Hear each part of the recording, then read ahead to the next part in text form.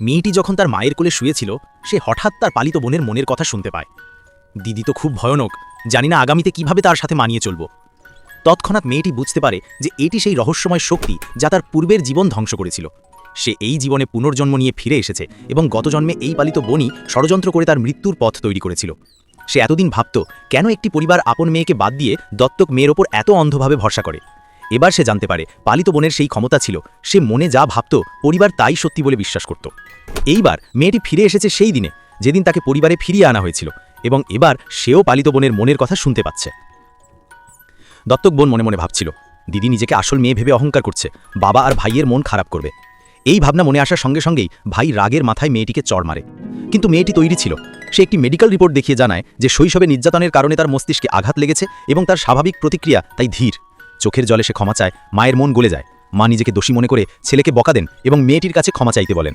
ভাই অনিচ্ছা সত্ত্বেও মাথা নত করে। ভেতরের ভাবনা। এই দৃশ্য দেখে মেয়েটির মুখে এক শীতল সন্তুষ্টির হাসি ফোটে। সে জানে এটি তার প্রতিশোধের গল্পের সবেমাত্র শুরু। মা তার ছেঁড়া কাপড় দেখে তৎক্ষণাৎ নতুন গয়না ও পোশাকের ব্যবস্থা করেন।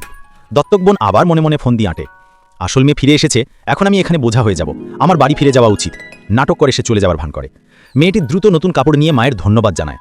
সে বলে এটি তার জীবনের প্রথম নিজের কাপড়। বাবা মা দুজনই আবেগপ্লাবিত হন। পরের দিন খাওয়ার সময় দত্তক বোনটি সরাসরি মিথ্যা বলার সিদ্ধান্ত নেয়। সে ইচ্ছাকৃতভাবে নিজের প্লেটে চীনাবাদামের তেল ঢেলে অ্যালার্জির অভিনয় শুরু করে। পরিবারের সবাই হতভম্ব হয়ে যায়, কারণ তারা জানে বাড়িতে চীনাবাদাম রাখা হয় না। পালিত বোন মনে মনে বলে, আমি দিদিকে রান্নাঘরে দেখেছি, নিশ্চয়ই সে করেছে।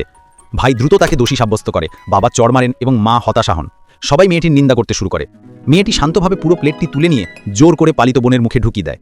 বোনটি মরার অভিনয় করতে থাকে। মেয়েটি তখন বলে, আমি আগেই ডাক্তারকে ডেকে রেখেছি। এই কথা শুনে বোন ঘাবড়ে যায়। সত্যের জয়। ডাক্তার পরীক্ষা করে জানান তার কোনো অ্যালার্জি নেই।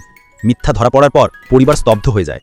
মেয়েটির প্রশ্ন, তোমার তো কখনো অ্যালার্জি ছিল না, তাহলে কেন মিথ্যা বললে? বোনটি কান্নার ভান করে বলে সে শুধু সবার মনোযোগ পেতে চেয়েছিল।